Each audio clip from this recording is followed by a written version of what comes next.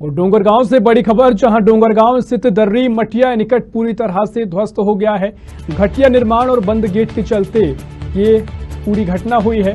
5 करोड़ की लागत से 45 दिनों में बनकर तैयार हुआ था एनीकट। विभाग की बड़ी लापरवाही उजागर हुई है, जिसका नतीजा ये रहा कि एनीकट ध्वस्त हो गया है।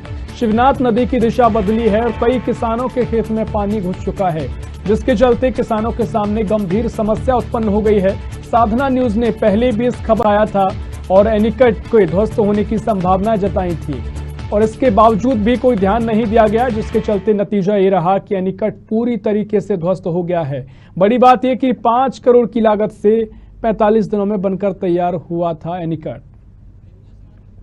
और इसी खबर पर ज्यादा जानकारी के लिए संवाददाता प्रेम गोस्वामी हमारे साथ जुड़ गए हैं।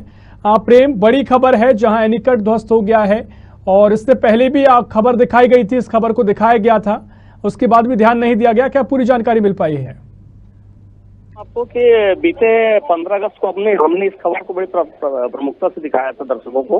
अभी हालात ये है कि जो 24 घंटे पहले जो बारिश हो रही थी, उस बारिश के बाद मोंगरा बैराज से लगभग 26,000 क्यूसेक पानी छोड़ा गया था पहले, और उस पानी के पहुंच के साथ ही यहाँ जो मटिया दर्री एनीकट है, उससे लगी हुई जो जमीनें हैं वो पूरी तरीके से बह गई हैं। किसानों की जमीनें लगभग 10 से 12 एकड़ जमीन है, और 12 से 15 किसानों को प्रभावित होने की संभावनाएं हैं।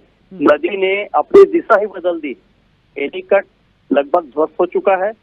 विभाग के अधिकारियों से बात हो रही, एक बड़ा इसमें जो बड़ी लापरवाही सामने आ रही वो तो एक निर्माण को लेकर भी इसमें हमेशा सवाल उठते रहे हैं।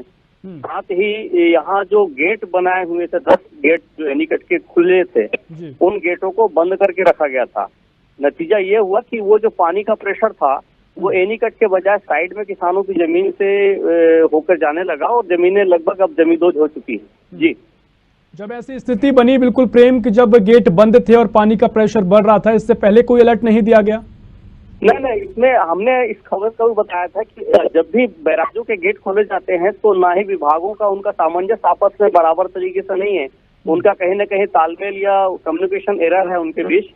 नतीजा यह है कि ये लोग ना गेट समय पे बंद करते हैं ना खोलते हैं। एक जानकारी आपसे और बता दूं कि गेट को वैसे एनीकट के गेट हमेशा जो है 15 जून से लेकर 15 अक्टूबर तक मानसून सीजन में खोला जाता है, परंतु यहाँ इस गेट को बंद करके रखा गया था। ये एक बड़ी विडम्बना है, क्योंकि पिछले बार भी हमारी अधिकारियों से जब चर्चा हुई थी तो हमने बताया था कि किसानों का कहना है कि गेटों को खुला रखा जाए। उनने बात तो तब हाँ कहा था, लेकिन फिर भी अभी जैसा किसानों से जानकारी मिल रही है कि अभी भी 10 में से लगभग 3 गेट ही खुले हैं, वो भी बहुत अपर्याप्त हैं। जी जी बिल्कुल प्रेम, ऐसे में एनीकट पूरी तरीके से ध्वस्त हो गया है, और जिस तरीके से गंभीर लापरवाही मानी जाएगी।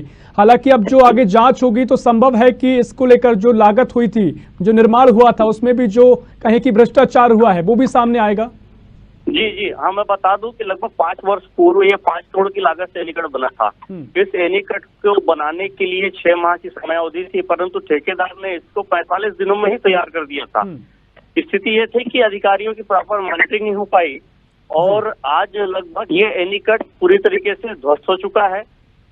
लगातार इसकी जांच को मांग लोग करते रहे, परंतु पिछली सरकार में भी इसको कहीं न कहीं नजरअंदाज कर दिया गया था, और वर्तमान में भी इस पे जो है अभी तक पर्याप्त जांच नहीं की गई। नतीजा यह है कि अब ये एनीकट जो था 5 करोड़ का, वो उसकी उपयोगिता शून्य के बराबर हो गई है। जी हाँ बिल्कुल प्रेम, तो गंभीर सवाल अब खड़े होते हैं और देखना होगा क्या कार्रवाई की जाती है। लेकिन जो खेतों में किसानों के पानी भरा है, क्या फसल वहां पर खड़ी हुई थी, और कितना नुकसान इन किसानों को हुआ होगा?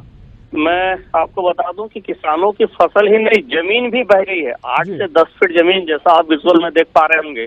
किसानों की जमीन लगातार कट रही है। कहीं किसानों की सब्जियां लगी थी, कहीं धान की फसल थी, और कहीं अन्य दलहन की फसलें थी। इन सभी किसानों की जमीनें जो है, जमीनों के साथ साथ जो फलदार वृक्ष थे, बहुत से किसान ऐसे जिन्होंने फलदार वृक्षों का रोपण किया था, वो भी पूरी तरीके से बह गए हैं। हालात ये है कि किसानों के समक्ष अब जीवन मरण का प्रश्न उत्पन्न हो गया है। और मैं बता दूं कि इसकी सूचना हमने जिला प्रशासन को भी दी थी, कलेक्टर साहब को भी दिया था, संबंधित विभाग को भी दिया था। अभी विभाग के अधिकारी आए थे, उनसे जब बात की तो उनने पहले तो कैमरे के सामने कुछ भी बोलने से मना कर दिया, फिर बाद में उन्होंने कहा है कि इसको कल आके और देखा जाएगा, जब वाटर लेवल कम होगा तब इस दिशा में कुछ काम किया जा सकता है। जी, तो कहीं ना कहीं अब किसानों के लिए कोई राहत प्रशासनिक तौर पर मिलेगी, इसको लेकर कोई ऐसी संभावना दिख रही है?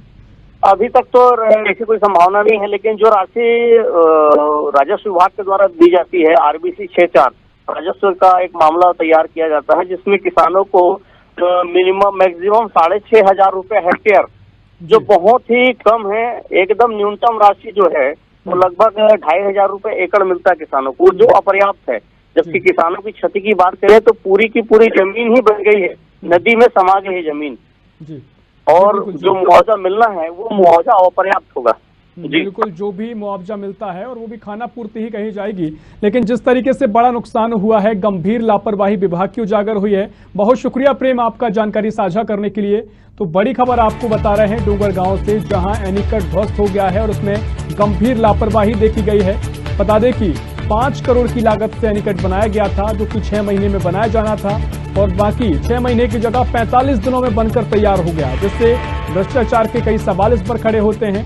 और अब गंभीर मसला ये कि किसानों के खेतों में एनीकट ध्वस्त होने से पानी भर गया है और जमीन उनकी बह गई है और काफी नुकसान उनका होना बताया जा रहा है।